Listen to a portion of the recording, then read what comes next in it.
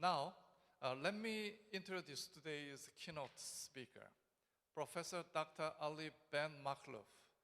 He is a professor at Mohammed VI Polytechnic University in Morocco, having retired from Université Paris Crétin Valdemar in France. Sorry for my terrible French pronunciation. He is also the director of the African Studies Center and an emeritus member of the Institut Universitaire de France. Sorry again. Professor Ben Makhlouf has spearheaded the philosophical dialogues connecting Europe and Asia, and the Arab world and Asia.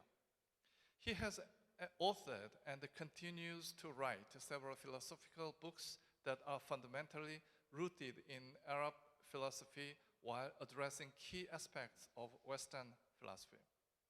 Now, please join me in welcoming Professor Ben Makhlouf for his keynote lecture titled Artificial Intelligence and the Challenges of Human Conversation. Please give him a big round of applause. Thank you very much, Mr. Seonwoo Kim, for your generous presentation, introduction to myself. Gamsa Hamnida, I think it's what we say here. So, as you see on the slide, the first slide, my title is about really how AI today is challenging our human conversation. Some elements about what I will be saying today. First, I will try to give a very, let's say, general general definition of AI about learning, creating, and gaming. Then let's have a pause on the notion of data. What do we mean by this notion so frequently used? Next step will be the healthcare field, because I'm so involved in medical ethics in the university. I'm teaching to medical students. And of course, the big distinction between what we mean about by the notion of conversation and how the difference is really deep between conversation and the paradigm of information, which is so overwhelming in AI. Then, of course, this idea of analogy between brain and machine, let's say it's the birth of the AI in the 50s. And finally, I will raise in some ethical issues, as it is really one of the main elements that will be transversal during our forum. First of all, I will just say that artificial intelligence should be better described as a powerful algorithm, and let aside all the question about intelligence. A powerful algorithm that uses mathematical calculation to perform certain tasks, very single, very little tasks that humans are accustomed to doing. This involves a lot of calculation, statistics, calculation, and simulation as well.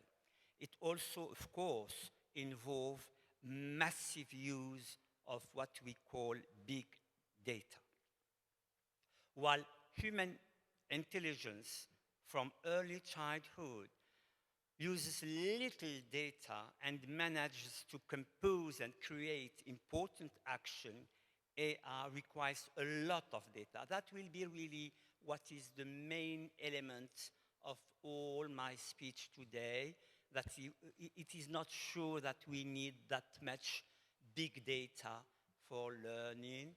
little data for humanity, do big things.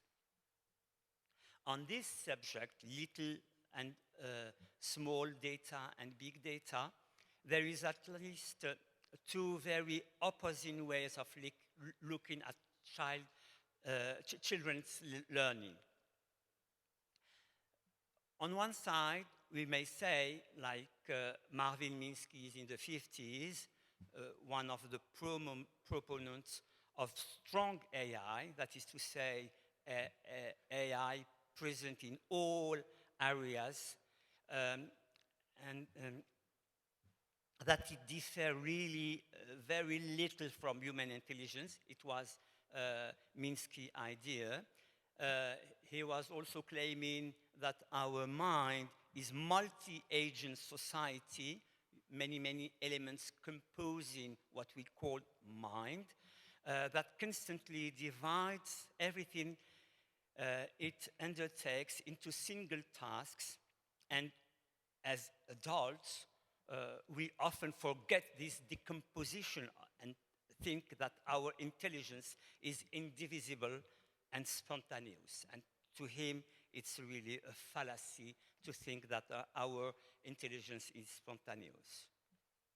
According to him, to Minsky, there is a relative amnesia about early childhood that makes us forget how we learn to build small groups, as do all the children.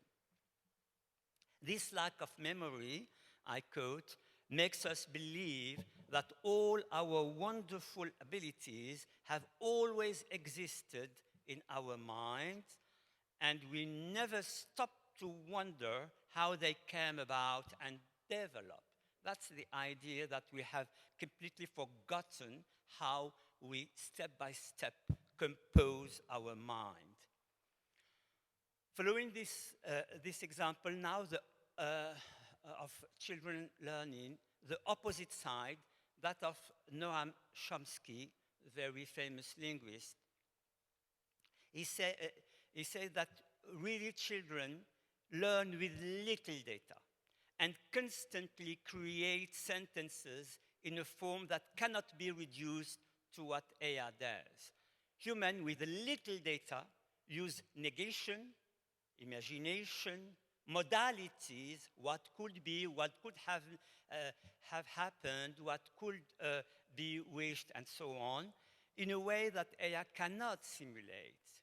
They also, according to him, children use what does not happen, what could have happened, and integrate this negative apprehension, a word from Alfred North Whitehead, into their world, thinking that they excluded, what is excluded is part of their choice. That is to say, when you are just thinking of something that you are not doing, it's a negative apprehension. But what you have not chosen is part of what you have chosen. And all this excluded word is part of your word. And this is very important, not just the flow of informations, but also the negation of what is part of your word. Luke Julia, one of the inventors of the Siri voice assistant, emphasizes this kind of modality, saying that our intelligence is multimodal. It uses not only what we see, the paradigms of vision is so important in AI, and we have to relativize it. It uses not only what we see, but also on our other senses, context, and many other things that are much more difficult to model than an image. We are really big facilities now to give model to images, but we are not, as humankind, dealing only with images. Not to mention, of course, the ludic aspect made up of absurdity and logic, as Lewis Carroll knew how to do in his writing, particularly in Alice's Adventures in Wonderland. I will be back to Lewis Carroll in a moment. Every page of this book, Alice in Wonderland, fills up with wonder and amazement at the author's boundless creativity. And we celebrate conversation as a challenge of the mind, saying always, as an advice of the caterpillar in this book, never lose your temper, keep your temper.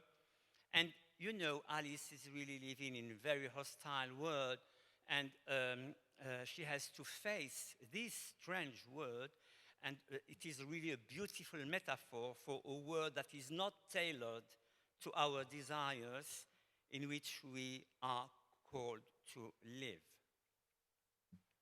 There are therefore creative faculties, such as this parable of our world seen through the eyes of a child, seemingly lost in her dreams and engaged in constant conversation with all kinds of living beings, if you remember this tale. Faculties that are not projected onto AI to be reinforced in their achievements. Alice lives in a world that puts her to the test. I have mentioned here the power of literature and of human and social sciences. Let me share with you this beautiful word from Iris Murdoch, who wrote this. She's completely contesting the idea that there is two cultures, human social culture on one side and science and techniques on the other side. There is only one culture, of which science, so interesting and so dangerous, is now an important part, certainly. But the most essential and fundamental aspect of culture is the study of literature, since this is an education in how to picture and understand human situation. Let me here say something very important. We are always trying to construct pictures and to try to resemble these kind of pictures. It's really a moral issue about creating pictures and trying to resemble these pictures. So we are men and mortal agents before we are scientists, and the place of science in human life must be discussed in words. This is why it is and always be more important to know about Shakespeare than to know about any scientist. And if there is a Shakespeare of science, his name is Aristotle. That's a beautiful idea. We have only one culture with the most important one part is human sciences, social sciences, literature that are shaping our, and deeply shaping our complexity as humankind. Second, I told you in my introduction that I will be focusing on the notion of data. The notion of data is, let's say, completely made of so many biases and prejudices, and I will be focusing on the cognitive deficit that can lead to greater exposure to vulnerability through AI. In August 2025, just 2 months ago, OpenAI acknowledged that its ChatGPT robot first was unable to converse effectively with psychologically vulnerable individuals, and also seems to want to remedy the smooth and server nature of chatbots, which are extremely docile and say what people want to hear without offering them any criticism, just projecting our desires. We should also mention the addiction induced by chatbots, which makes users not really attentive to, but captive the conversation, isolating them from their surroundings and reinforcing their prejudices by continuously generating data. Let's pause for a moment on the word data. This word is generally used to indicate that something is imposed on us, just stubborn facts, data imposed on you, such as sensory data. You are now seeing me, I'm seeing you. We are really here in the realm of data. Presence sensory. What we see, what we smell, what we hear, that's really sensory data, of course. So it is very limited. Let's say we are out of this room, no more sensory data. So the word of data, in the main of what it is really given, is very limited. But it is generally conveyed through descriptions that tell us about a word that is not accessible to our senses. When you will be out of this hall, you will be describing what you heard, what you feel. You will not be facing any data. You will be facing reasoning and inferences. That's why the British philosopher Bertrand Russell distinguishes between knowledge by acquaintance, which is really what is present to your senses, and knowledge by description. And even on this level of sensory data, there is, of course, a background of cultural elements, and nothing is really neutral, and nothing is really physiological basis for knowledge. But in AI, data is far from being sensory, pure or neutral. In reality, it consists of inferences, that is to say, knowledge that has already been developed with biases, most often linked to interests, particularly those of the big firms that put it into service and circulation. Not only is it not data, but it is also reasoning that is biased and presented as universal and not always explicit. The massification of data also reduces attention to data content. As a result, prejudices and stereotypes are sometimes conveyed without the knowledge of data users. I quote one of the French scholars, Jean-Pierre Dubois: despite their apparent neutrality, these data, particularly data containing physiological or psychological parameters that reveal people's identities, tastes, or health status, these data can be misused for the purpose of abuse, surveillance of behavior.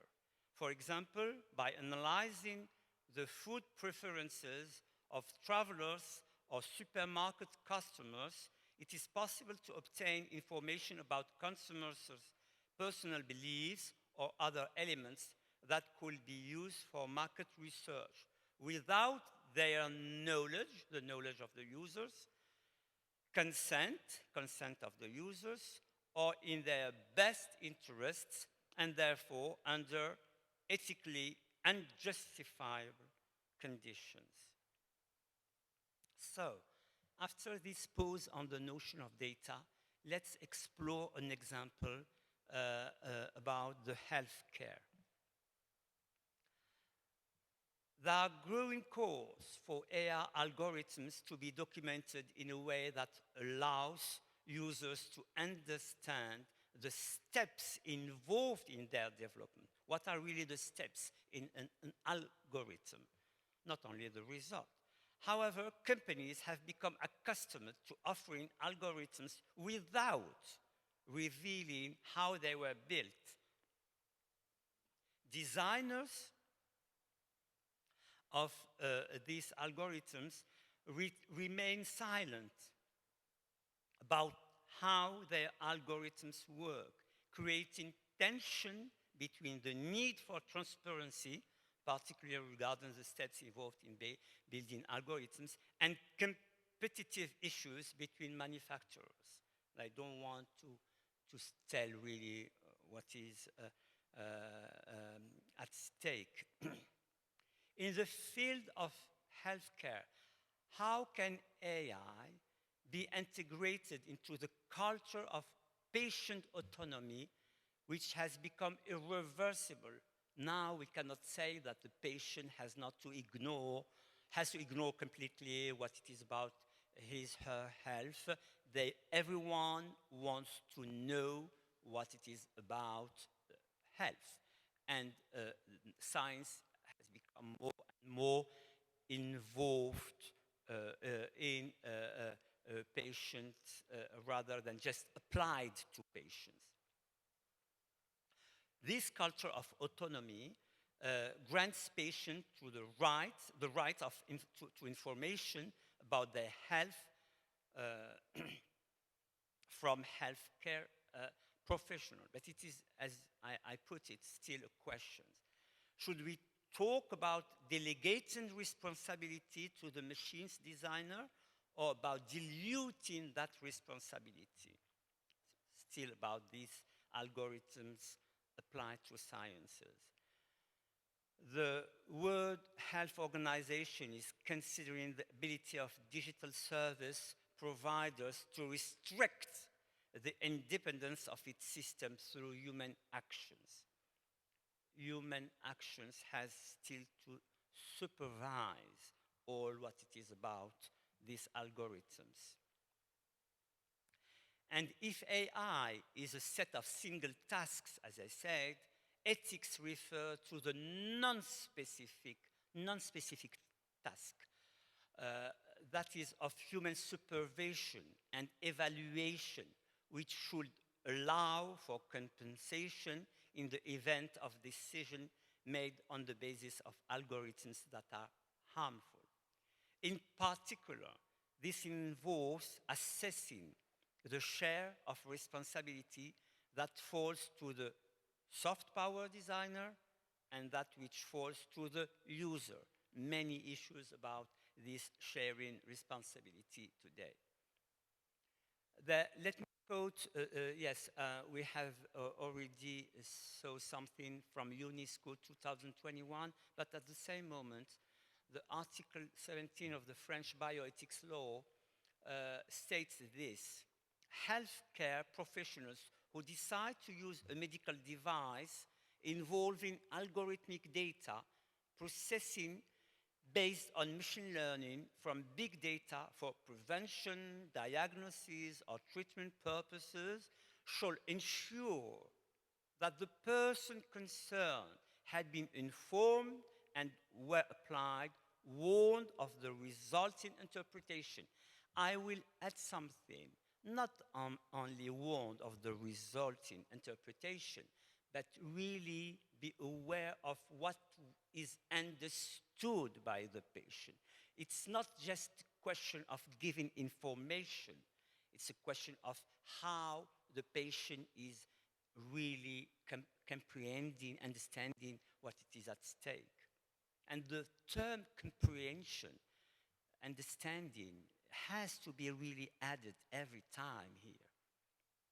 There are concerns about security and accumulation of personal data on individuals' choices, tastes, and behavior, as I said, which give rise to what the WHO refers to as behavioral data surplus. Too many data that are not completely needed, that are not completely aimed to therapeutic purposes, and that serves other purposes. Behavioral data surplus. These concerns are particularly acute in the health and social protection sector, which requires a higher level of data protection due to the higher sensitive nature of the data involved.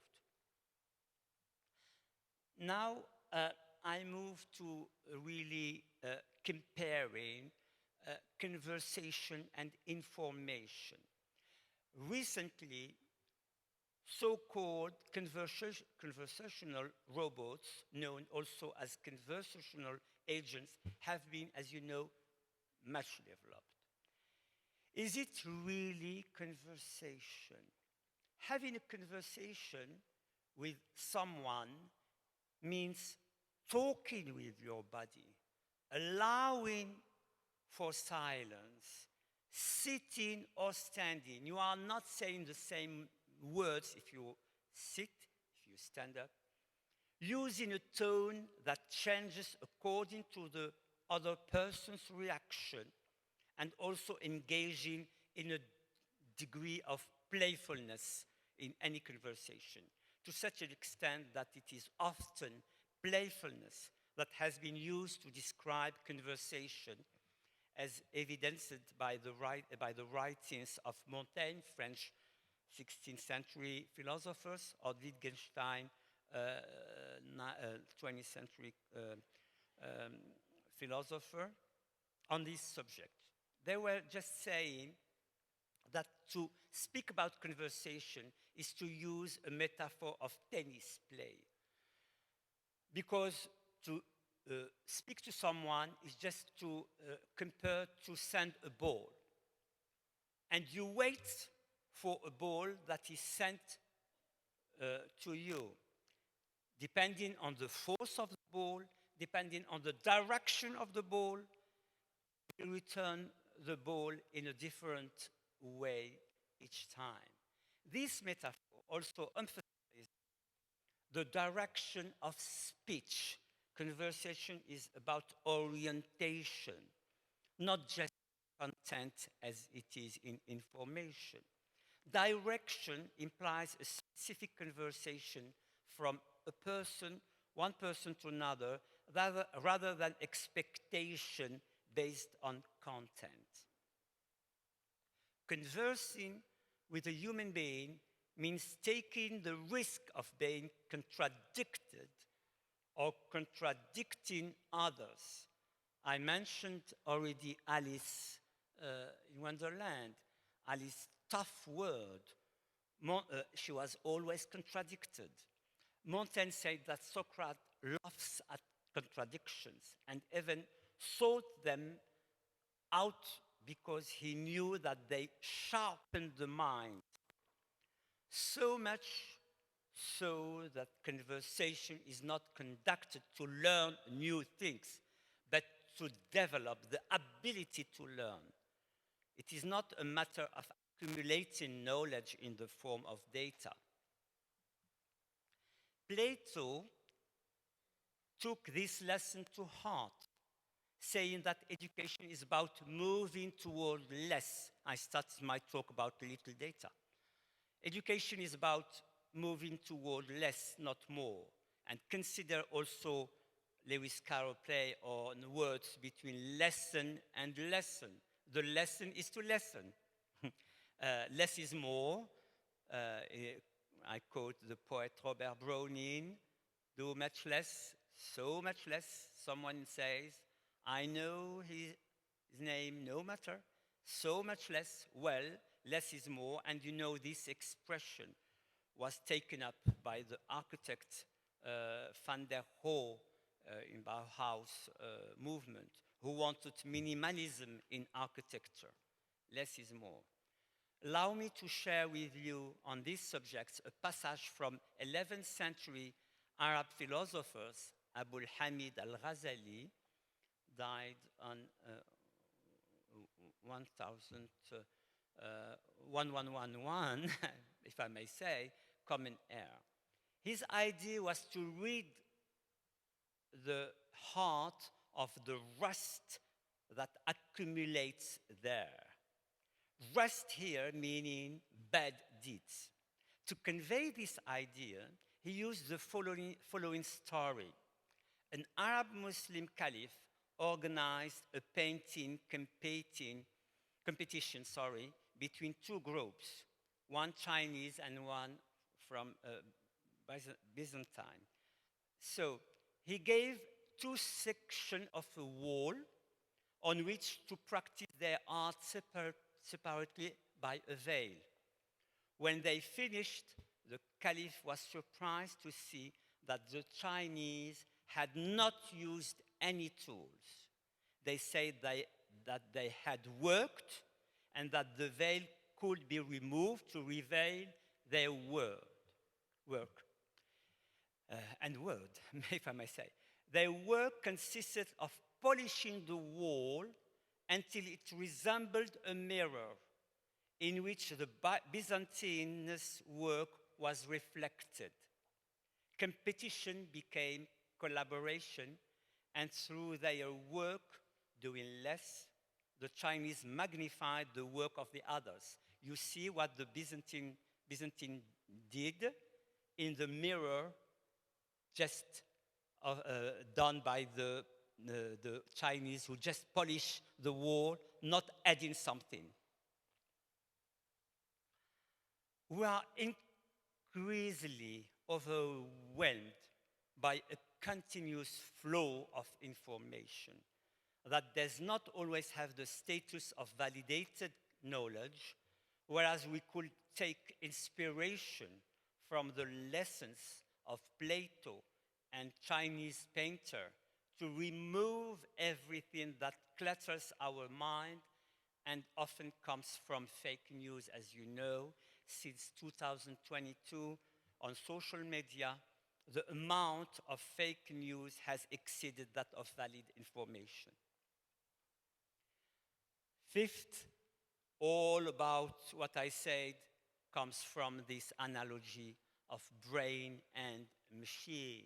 Since the middle of the 50s, the information paradigm was really overwhelming, put forward by the founders of cybernetics. But it is one thing to talk about the brain in information terms, and quite another to reduce all knowledge to information. Our neurons are thought to be, in the cybernetic model, information processing machines. And with this idea that all is about controlling the analogies between organisms and machines. It is one of the definitions we give to cybernetics.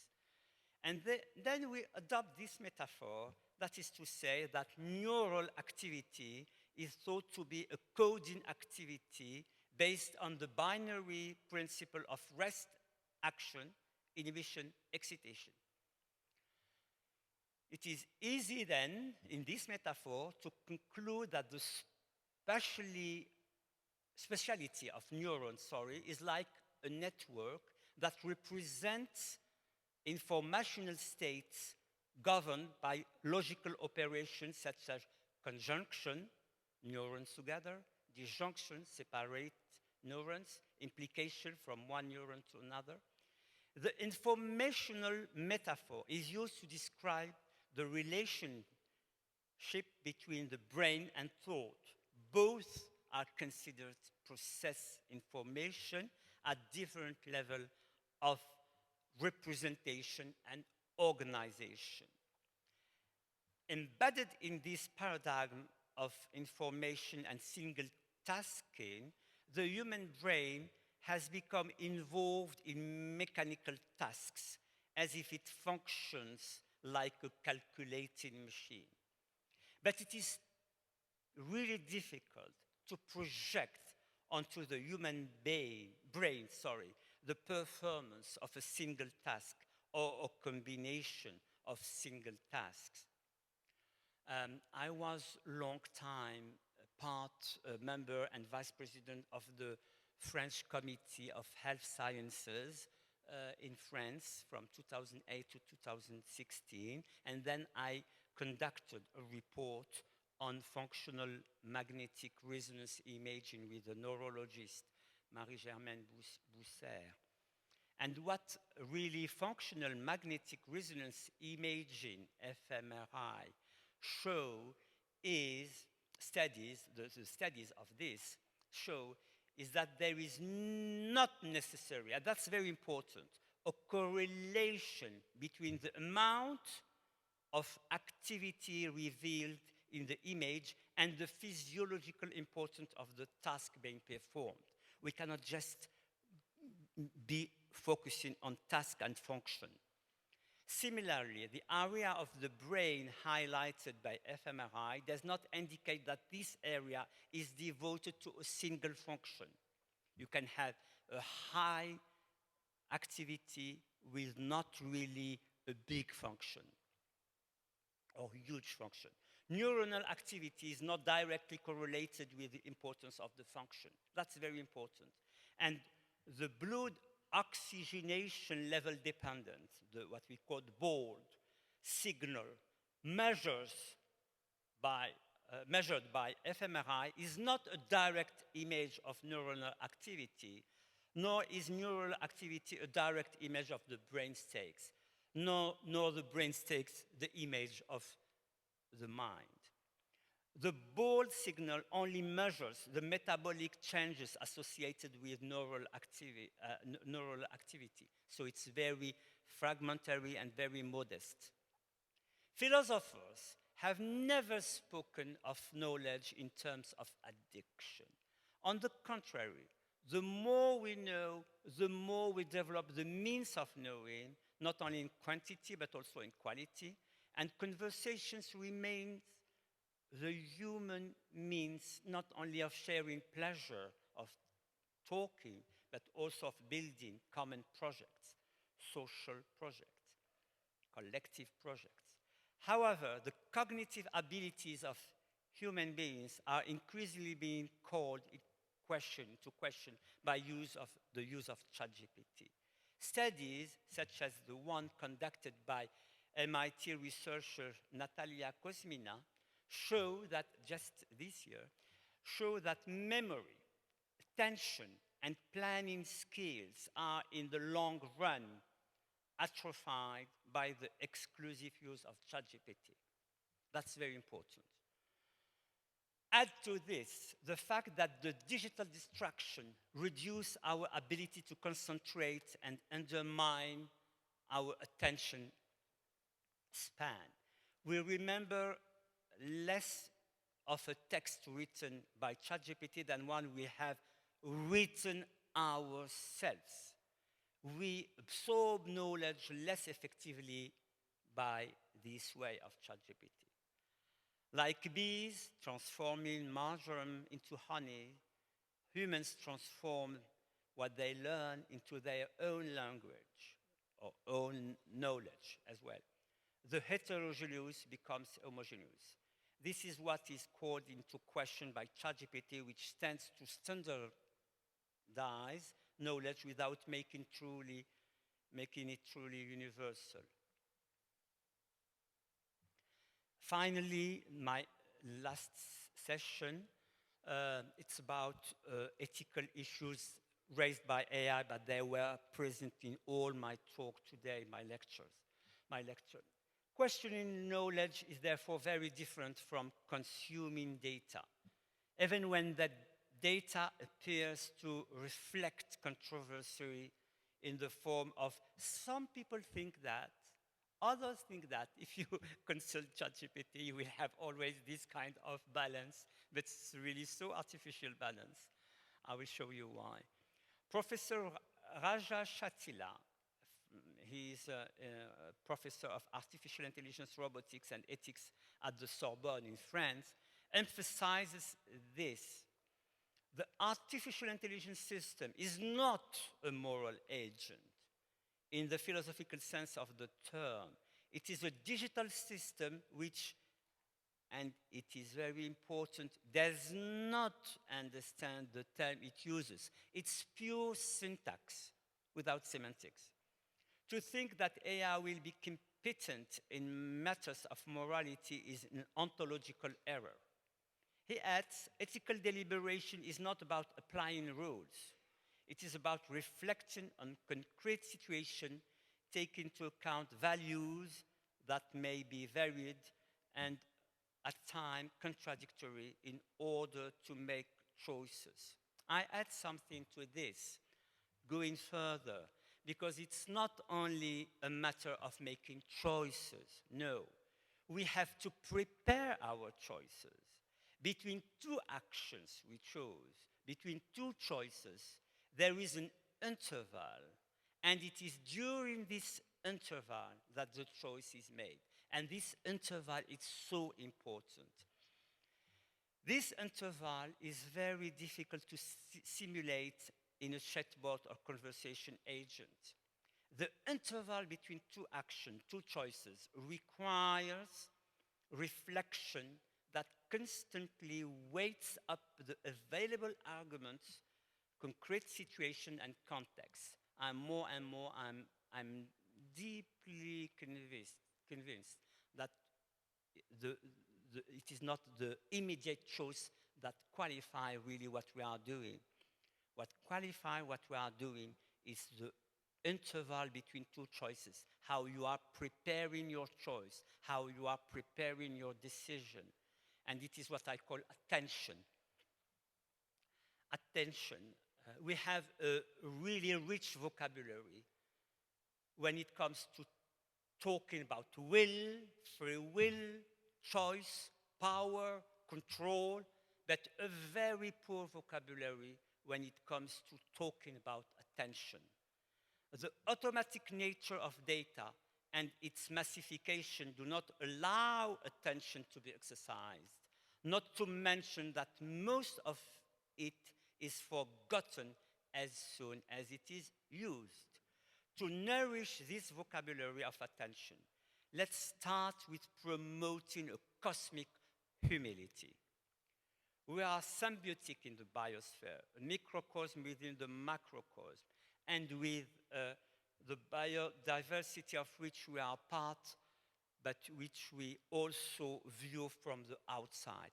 Unfortunately, we often only take into account the latter. That is to say, to see the biodiversity from outside and not thinking that we are part of the biodiversity. And this is what I call cosmic humility. We therefore need a complex mindset to address these issues. Complexity is not only an element of analysis, it is also a mental construct. Ethics is not about listing principles such as respect, kindness, tolerance, benevolence. All these principles were established in response to ethical nightmares, to ethical scandals, as demonstrated by the Nuremberg Code of 1947 and various declarations by international organizations, including UNESCO, such as the Helsinki Declaration and Mania Declaration, UNESCO 2005, and so on. Each time, it's not just to put principle, it's to put an end to reprehensive behavior. That is to say, at the beginning, there are infraction. There is something that is wrong that are presented to us. Humanity is built on norms, of course, but these norms come about through a process of normalization that puts an end to scandalous practices. So we have to face scandalous practices and not just to settle and fix principles. Of course, AI can fix principles. Furthermore, not all human situations involve problem solving. Some, as we have just seen, are not problems to be solved, but scandalous situations where facts and values are intertwined. To remedy this, the emotional, playful, and imaginative aspects of humanity prove to be fruitful. In the field of fiction, as in that of research, there is a way of dealing with unpredictability that does not depend only on available data. As Meno's paradox in Plato shows, if we know, it's the paradox of research. If we know what we are looking for, why to look for since we already know it? And if we don't know what we are researching, how will we know once we have obtained it that this is what we are looking for? As living beings, we share with other living beings a structural ignorance about how our evolution will continue. We are evolving, of course, but how? COVID-19 has shown us that it is possible for humanity as living species to face the unpredictable, which cannot be reduced to a combination of available data, and that humanity still needs models of anticipation that are not based solely on available data. Learning is not just about deduction, derivation, inferences. It is also about playfulness, imagination, as I have said many times. Lewis Carroll's famous work, Alice's Adventure in Wonderland, which is in part entirely devoted to conversation, offers language games that revive the conversation through homophonies, homonymies, creating constant surprises. You know, the beginning is beautiful. Alice was beginning to get very tired of sitting by her sister on the bank and of having nothing to do. Once or twice, she had peeped into the book her sister was reading, but it had no pictures or conversations in it. No pictures or conversations in it. And what is the use of a book without pictures or conversations? More generally, idioms, proverbs, sayings, cultural sayings, which are the genius of a language and the very emblem of the untranslatable, can certainly be stored in a database, but the elements themselves are constantly changing according to the speakers, as the anthropologist Jack Goody shows in his analysis of the Bagre myth in Ghana. In this myth, people constantly modify the myth as they recite it. There is therefore an element of unpredictability. And this is my last sentence quoting the creator of Siri Assistant.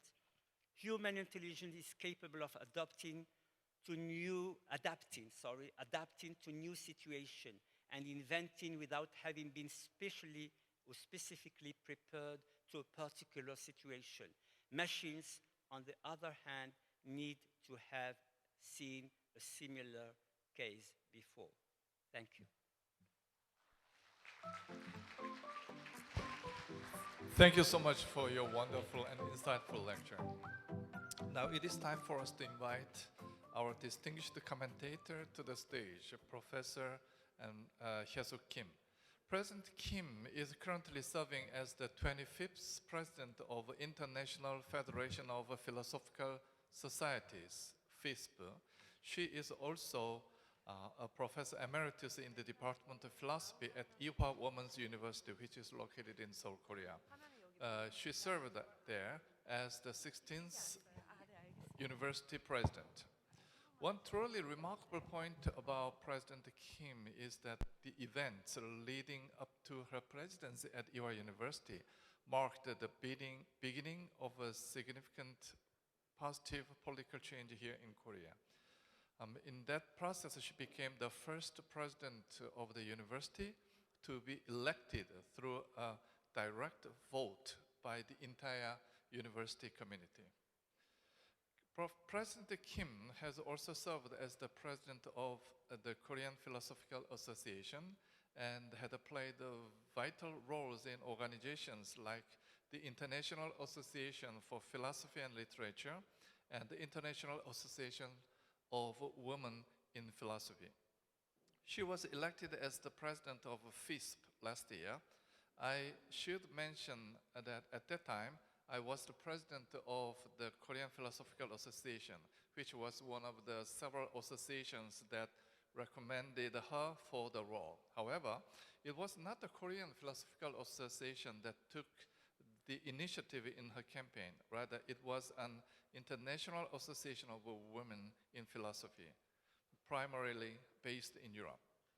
That spearheaded the efforts. This simply goes to show that President Kim is an internationally recognized and well-supported intellectual leader.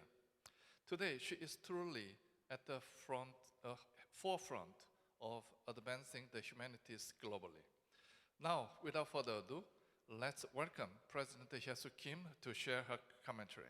Please give her a warm round of applause. Thank you for a very kind introduction, Professor Kim. 저는 여기 오디언스 대부분이 한국 분들이기 때문에 토론을 한국어로 준비를 했습니다. 그리고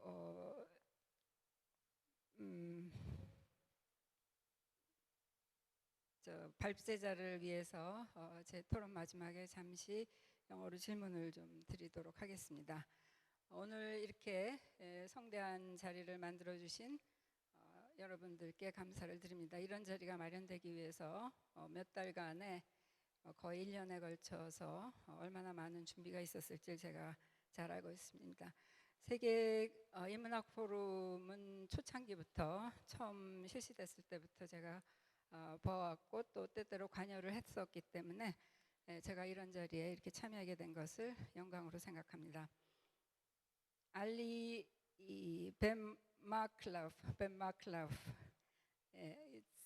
it's really difficult to pronounce his name, but Ben 마클라프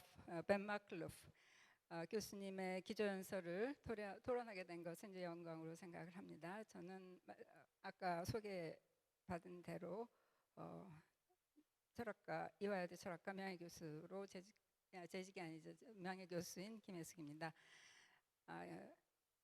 오늘 이렇게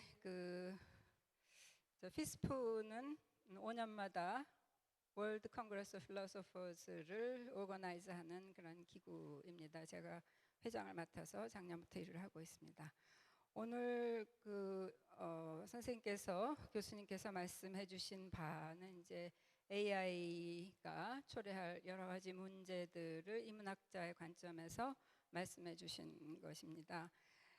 오늘 우리가 이렇게 주제하다시피 2022년 11월에 챗GPT가 나왔는데 얼마 되지도 않은 시기에 지금 AI로 인해서 벌어지고 있는 여러 가지 상황들이 정말 놀라울 정도로 여겨집니다.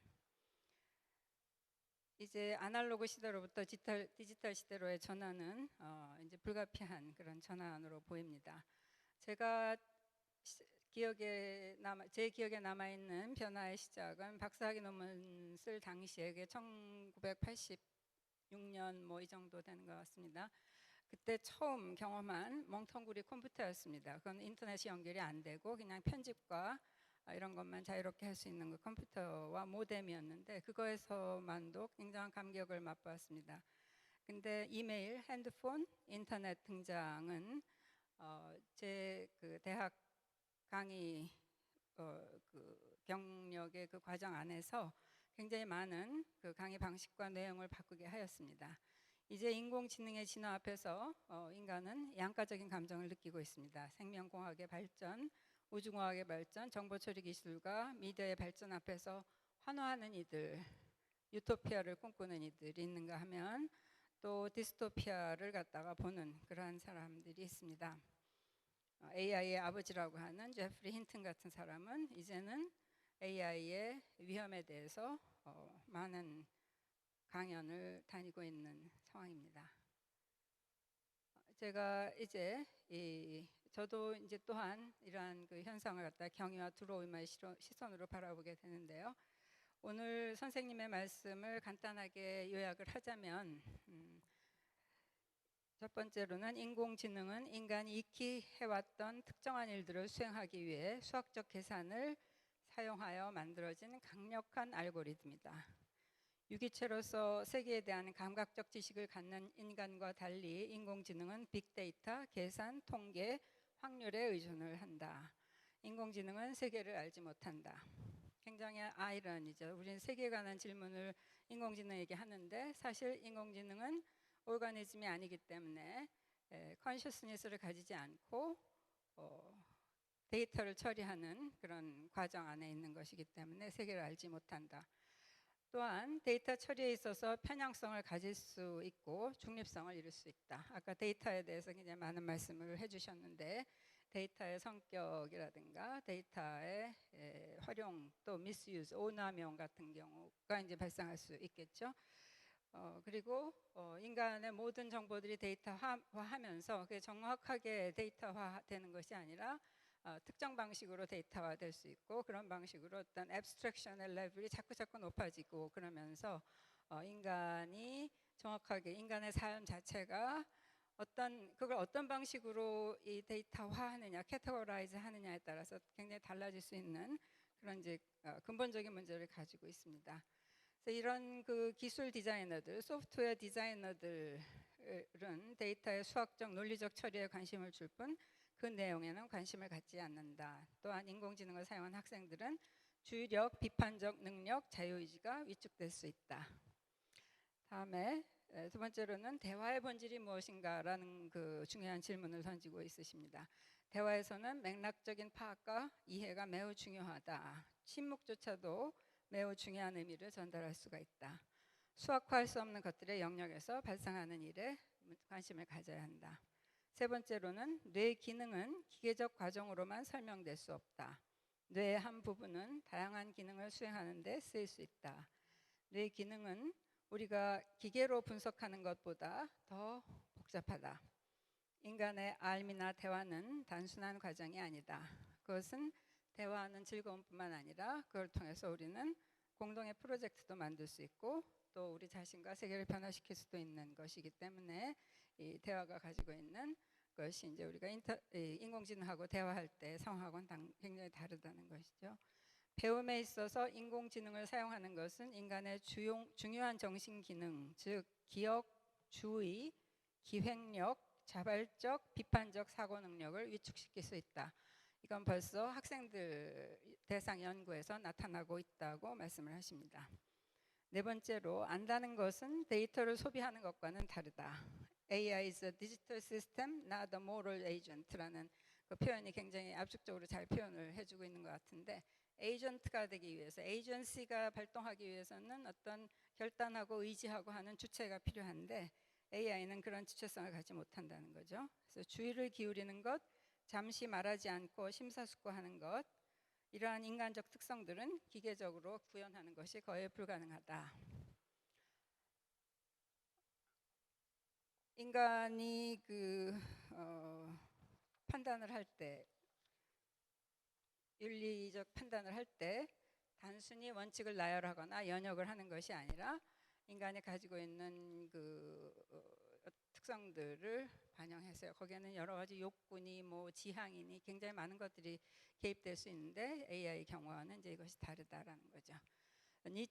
나치의 인체 실험 재판에서 나온 뉘른베르크 코드나 비윤리적 인체 대상 실험에 관하여 세계 의학 협회에 의해서 주도된 헬싱키 선언, 또 마닐라 선언 이런 것들이 보여주는 것들을 보면 인간의 상황이 이 문제 해결로 항상 모아지는 것만 아니다. 이런 문제들이 발생했을 때 우리가 어떤 문제를 해결할 수 있겠습니까? 이런 그 역사적 사실들은 우리가 해결해야 되는 것들이 아니라 사실과 가치가 얽혀 있는 참담한 상황들인데 이런 것들을 치유하기 위해서는 인간성의 감정적이고 유희적인 상상적 측면들이 유용함이 증명되었다. 앨리스 인 더 원더랜드라고 하는 그 작품의 예를 통해서 이런 상상적 측면, 유희적 측면, 언어가 가지고 있는 혹은 대화가 가지고 있는 이런 것들을 말씀해 주셨습니다. 그래서 인간이 대면하고 있는 이 불확실성에서 알 수 없는 이런 것들 중에서 인간이 과연 무엇을 배울 수 있을 것인가. 배움은 단순한 연역의 과정이 아니다. 이것은 유희이기도 하다. 여기서는 대화와 언어 게임이 굉장히 중요하다. 그래서 관용어, 속담 혹은 우리가 하는 농담이니 이런 것들은 번역 불가능한 것으로서 AI라고 하는 알고리즘으로 표준화될 수가 없는 그러한 것이라는 겁니다. 그래서 이 교수님은 인공지능과 달리 인간의 지능은 맥락을 이해하고 상상과 놀이를 통해서 배운다는 것. 진정한 대화는 상호작용으로서 여기에는 침묵, 경청하고 주목하는 태도, 숙고, 성찰, 그것을 위한 잠시 뜸들이기, 아까 인터벌에 대한 말씀을 하셨는데 뜸들이기 같은 것이 들어오는데 이런 것들은 수학적, 기계적, 계산적으로 구현하기 불가능하다는 것입니다. 불가능성은 이러한 것들의 알고리즘을 만들기 어렵다는 것뿐만 아니라 이 화자에 따라서 말하는 경우마다 지금 얘기할 때 다르고 컨텍스트가 달라지면 또 다른 의미를 갖고 하는 그런 종류의 매 경우가 다르기 때문에 이걸 표준화하는 일은 거의 불가능하다는 겁니다. 인간은 이런 예측 불가능한 상황에 대해서 새로운 의미를 만들고 웃음을 만들 수 있지만 기계는 그럴 수가 없다는 겁니다. 그래서 인공지능의 한계와 인공지능이 할 수 없는 것들에 관해서는 이상이 이 선생님이 말씀하신 대체적인 그 요지라고 생각됩니다. 인공지능이 할 수 없는 것들은 이외에도 굉장히 많을 것입니다. 저는 토론자로서는 이러한 그 인문학자로서 또 이런 인공지능의 한계에 관한 것이 아니라 좀 더 조금 좀 다른 측면에서 저는 하나의 코멘트를 좀 해보고 싶습니다. 물론 나중에 질문을 하나 말씀을 드리도록은 하겠습니다만은 이 인문학자로서 베마클러프 교수님의 논의에 반대할 사람 많지 않을 것입니다. 머지않아 나오게 될 것이라고 하는 범용 인공지능도 인간이 의도한 바의 일을 유능하게 처리하거나 상황에 대처하는데 탁월한 기능을 발휘할 수 있다고 해도 인간 대화에서 발생하는 미세한 의미 전달과 섬세한 소통의 색깔들을 구현할 수 있을지는 의문입니다. 이것은 우리가 아무리 많은 데이터를 모은다고 해도 학습 기반 인공지능으로는 결코 구현할 수 없을 것이라고 생각을 합니다. 그런데 또 생각을 해보면 이 세상에 존재하는 모든 문학과 모든 예술 작품을 읽고 보고 한 인공지능에게 어떤 물음을 물었을 때 마치 인간 대화자처럼 인간과 대화하고 소통할 수는 있지 않을까 이런 생각을 해봅니다. 이런 때 그 인공지능이 튜링 테스트를 통과하는 것은 일도 아닐 것입니다. 튜링 테스트는 그것을 그 기계인지 사람에게 그 문항을 줬을 때 그것이 대화를 갖다가 내가 기계랑 하는지 사람이랑 하는지 구분할 수 없을 때 이제 우리는 그걸 갖다 이제 고도의 지능을 가진 것으로서 얘기할 수 있다는 그런 테스트인데요. 지금도 챗GPT로 매일 대화하고 역할놀이하며 또 심리 상담을 하는 경우도 있다고 합니다. 초등학생들 같은 경우 뭐 연애를 하고 있는 아이들도 많다고 하는데 앞으로 어떻게 될지 모르겠습니다. 저는 여기서 이제 이런 일이 가능한가 아닌가 하는 그런 문제보다는 우리가 대화를 어떻게 정의할 것인가, 또 인간은 대화에서 무엇을 기대하는가, 타자의 말을 이해한다는 것은 무엇인가, 인간 내면의 숙고, 딜리버레이션의 과정이나 리플렉션의 과정에 계산적, 타산적, 이 프루던스, 영어의 프루던스 개념인데요. 이런 그 타산적인 특성이 있는가 없는가, 윤리적 선택과 관련해서 AI가 내리는 판단이 인간의 그것보다 더 합리적인 가능성은 없는가, 이런 문제들이 여기에 이제 개입되어 있다고 생각을 합니다. 이런 문제 하나하나가 굉장히 큰 철학적인 주제가 되리라고 생각을 합니다. 그러나 제가 관심을 갖는 문제는 AI의 본질적 혹은 존재론적 한계에 관한 것이 아니라 AI를 사용하는 인간의 측면에서의 문제입니다. 인공지능과 대화를 하는 인간은 앞으로 더 많이 늘어날 것이고 그 대화의 질도 심도 높은 방향으로 개선되리라고 봅니다.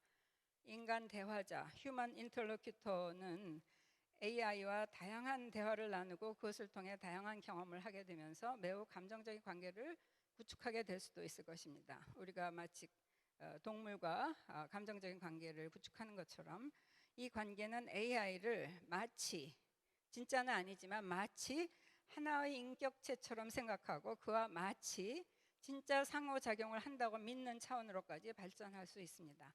AI가 단순히 수학적 알고리즘에 불과하다는 것과 존재론적 차원에서 그렇다는 것과 이렇게 사용자가 감정적 관계를 형성하고 감정이입을 하며 AI와 진정한 것처럼 보이는 관계를 맺는 일은 별개일 것입니다. 우리는 오비디우스의 메타모르포시스에 나오는 피그말리온의 이야기를 알고 있습니다. 그리스 신화에 나오는 피그말리온은 키프로스의 조각가인데 나그네들을 박대한 키프로스 여인들은 아프로디테의 저주를 받아서 나그네들에게 몸을 팔게 되었습니다.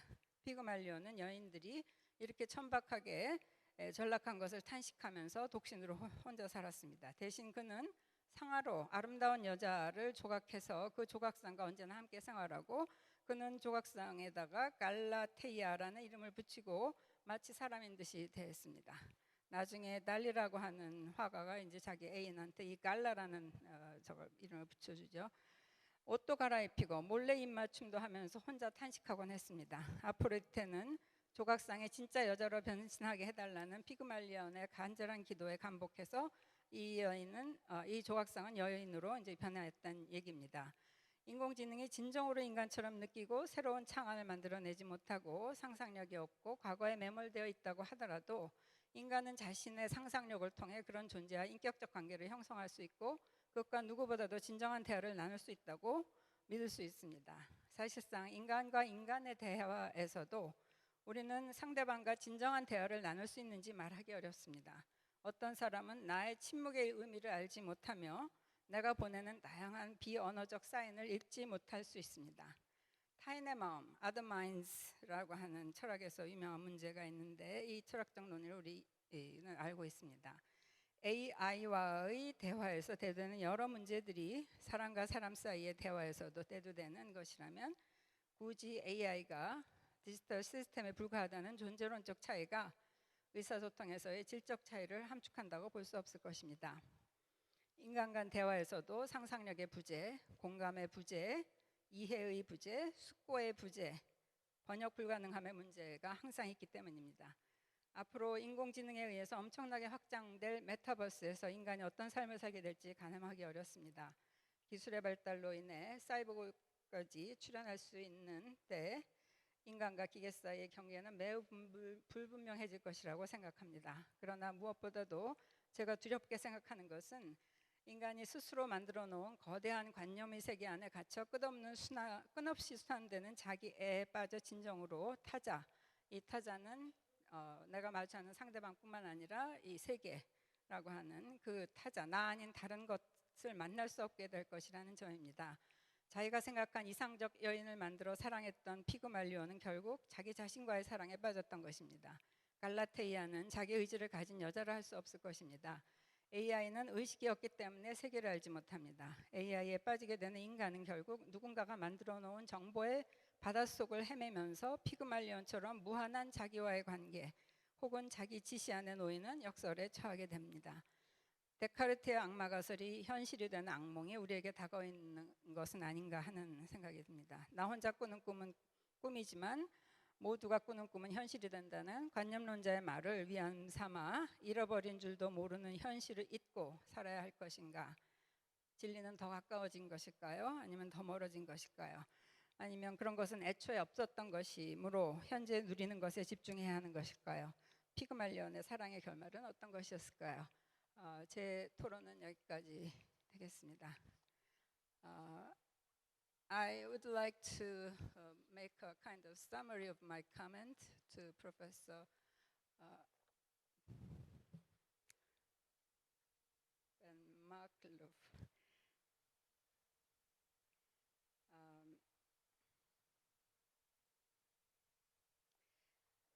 We are witnessing the upsurge of AI. We cannot but accept the existence of AI. And you talk a lot about the limit of AI and the difference between the artificial intelligence and human intelligence. But I think it's a kind of complementary. The two kinds of intelligence are complementary, not exclusive one. We cannot choose between the two. We have to get along with AI. AI appeared in 2022. It's only 3 years since we witnessed the first appearance of AI, ChatGPT. but many things have changed. So I think, what do you think about the relations between, the future relations between AI and human beings? And my comment focused on the human side, human experience of AI, human use of AI, and the problem of self-reference and continuing, or the perennial problem of self-knowledge. We are indulged into the machine we created. The data is already something we created in our experiences, and AI is living with that data. So we are always dealing with that, with human products. So we are perpetually cycling on the data we created. So that's a problem. So we cannot reach out to the other in its real sense. The other includes the other person I'm talking to, or the other things, or that consist of the world. So that would be my question and comment. Thank you. Yes, thank you. Thank you so much, Ms. Haisuk, for your comments, very fruitful comments. I totally agree with you when you are mentioning this idea of complementary between human and AI. Of course, there is, as you know, what we call now cobotic, collaboration robotic. And cobotic is just this idea that there is a kind of collaboration between humankind and robots, and to a certain extent, algorithms. And this kind of collaboration, you are also completely right to say that there is a blurred frontier between human and AI related to what mind can do. I totally agree. I totally agree also with what you said about the evolution. That is to say, AI is a very little child. That is to say, we have not this centuries and centuries evolution of the humanity. There is not centuries of evolution of AI, so there is a kind of difficulty to say AI cannot do this or cannot do that.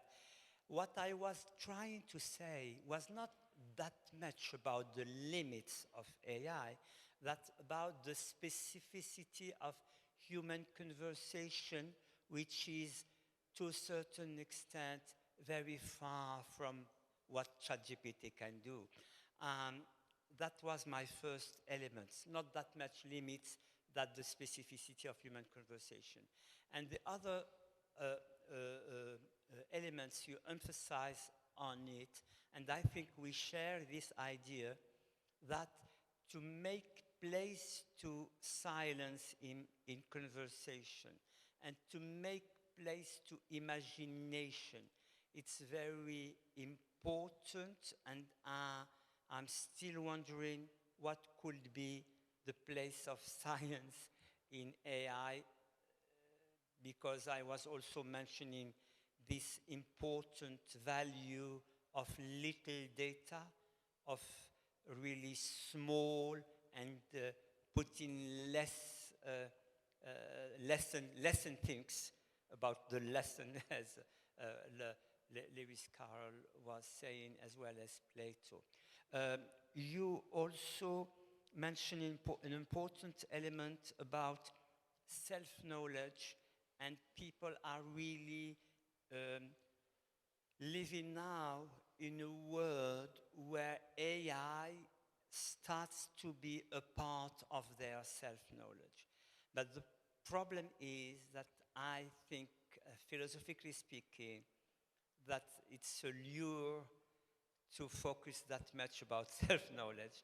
I think that we have really to get rid of the idea of persons if we are really, I am not saying to get rid of persons, to get rid of the idea of a person, because what it is really important, as I said, is humility, to know that we are sharing so many things with others, that we are not really individuals on our parts, but really we are, first of all, social beings.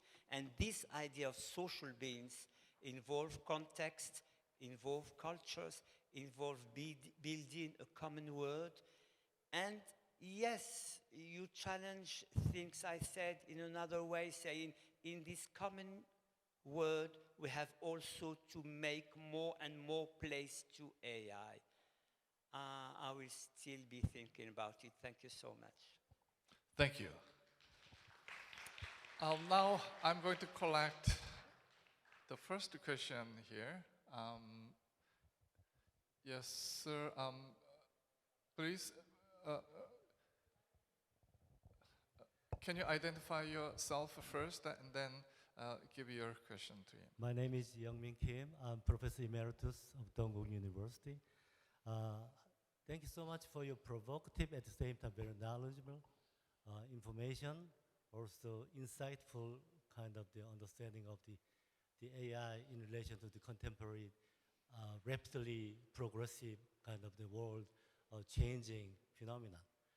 I just like to mention the 5 keywords first of all, because the scope is so variety and also at the same time very deep.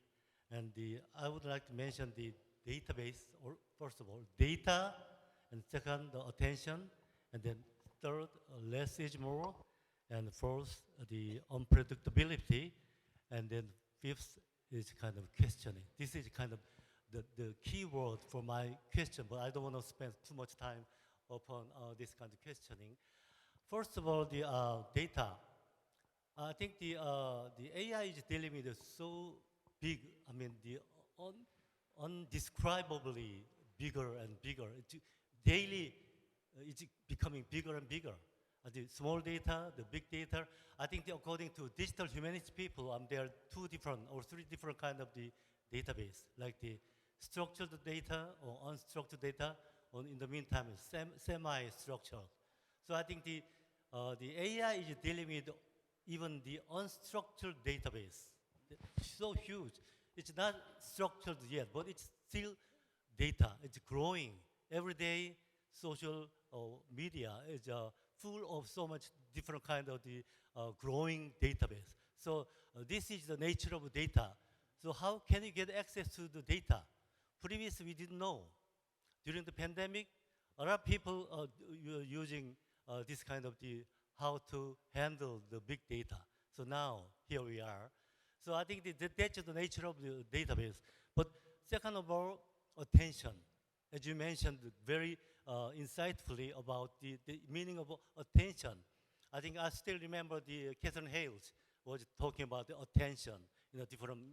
I think there are a lot of people from the literature. I'm from the English literature, but I mean actually the literature based upon after Frank Moretti is creating some idea, not creating but renovating a lot of idea of the less is more kind of idea, and in terms of the how do we deal with all the big database of the literature, so many data.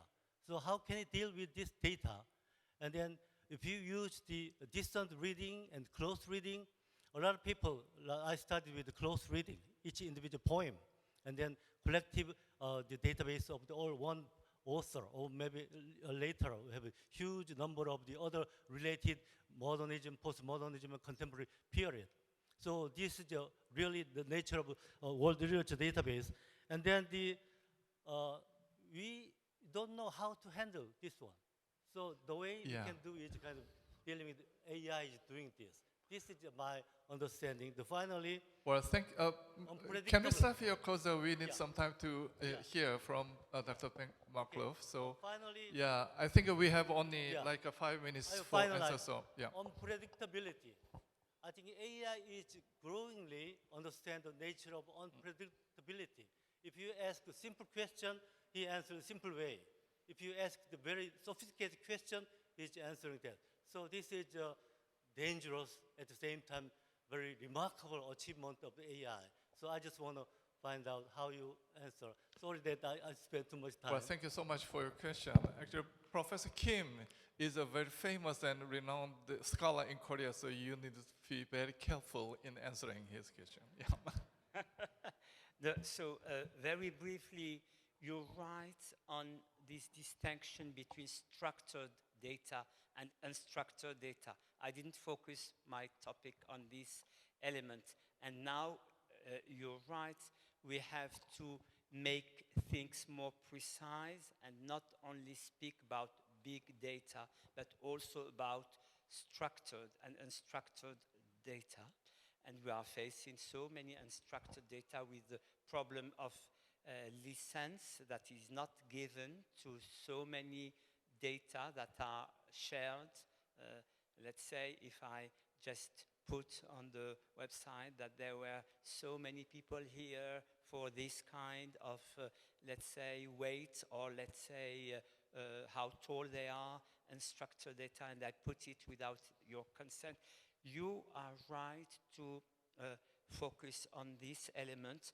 I didn't mention it because all what I wanted to say, and it is related to your second question, it's about the learning of how children start to learn with very little data and creating so many sentences from very few data. That's why I was opposing big data to little data or small data and not being involved in what you mentioned very, and you are very right about it, structured and unstructured data. Really, the idea, I was struck by this work in 2023 given by Noam Chomsky, as I mentioned in my introduction, about the children who learn huge elements, but with only available little data. And this is, I think, is important. And the other part also that I wanted to focus on is that imagination. And I think there is a kind of atrophy of imagination only when ChatGPT and chatbots are used with addiction and unilaterally used. Of course, as Professor Hee-Suk Kim said, there is also, and maybe other way to use with clever mind ChatGPT and to make them be part of our world. But I was maybe more focusing on the biases. And I think your third question about unpredictability, it was, to me, the way to introduce our structured ignorance of the way we evolve in our world as living beings, and we share that with other living beings. We don't know how to evolve. We know that we evolve. We don't know how to evolve. And this leads me to promote this value of cosmic humility. Thank you.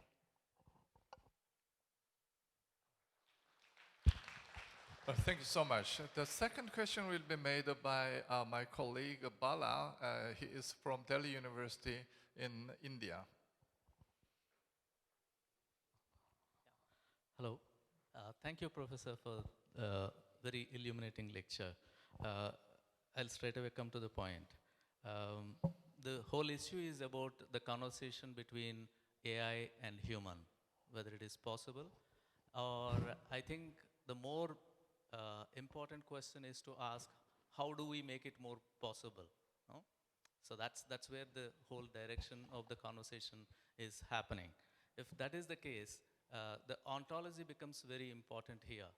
And I believe somewhere in the discussion, it was missing, bringing in relational ontology. Because if we are talking about conversation, unless you relate yourself to the other, you cannot even begin the thought of conversation. That's where I have a small intervention with regard to the possibility of choices that you have mentioned, where you said interval becomes very important. But for me, more than interval, it's the cognition of our ontological relation with the other. That's what exactly makes the choices, the attempt to choose very possible. And in that particular context, I believe if you see the whole conversation of AI and human within the relational ontology, then even the unknown, dealing with the unknown becomes very, integral that you're talking about with regard to the child.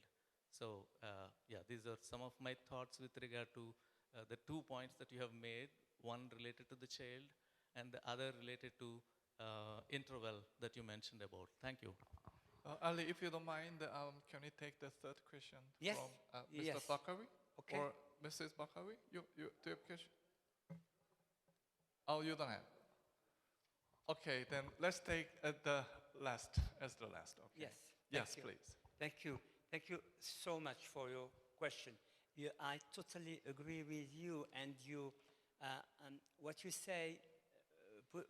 Let me think that I had to emphasize what I said about the way chatbot robots are isolating people, because they are no more communicating with others, and they are just in addiction with what they project as their desire to, and they have this illusion, this lure that they are discussing with really, let's say, some being. And I totally agree with you about what you said, togetherness and relation and the others. I say that we have a very poor vocabulary about attention, and we have a big vocabulary about free will, about choice, about power, control, and that's why I promote attention and humility. And I had to say, of course, relationality, relation, togetherness, witherness. And in witherness, there is a beautiful, let's say, English joke. Witness, it's always about witness. You are witnessing something, you are with the way to deal about it. And I think this vocabulary, this rich vocabulary of relation with all its steps, relationality, togetherness, witness, has to put completely in discussion, as you say. Thank you so much. Yeah. Well, thank you so much for your insightful lecture. I'm afraid that it is now the time to conclude this session. Thank you again so much for Professor Ben Makhlouf for your insightful and thought-provoking speech, and President Kim for your valuable comments, and all of you in the audience for participation. To formally close the keynote session, could you please join me in giving one more big warm round of applause to both Professor Ben Makhlouf and President Hyesuk Kim. Thank you.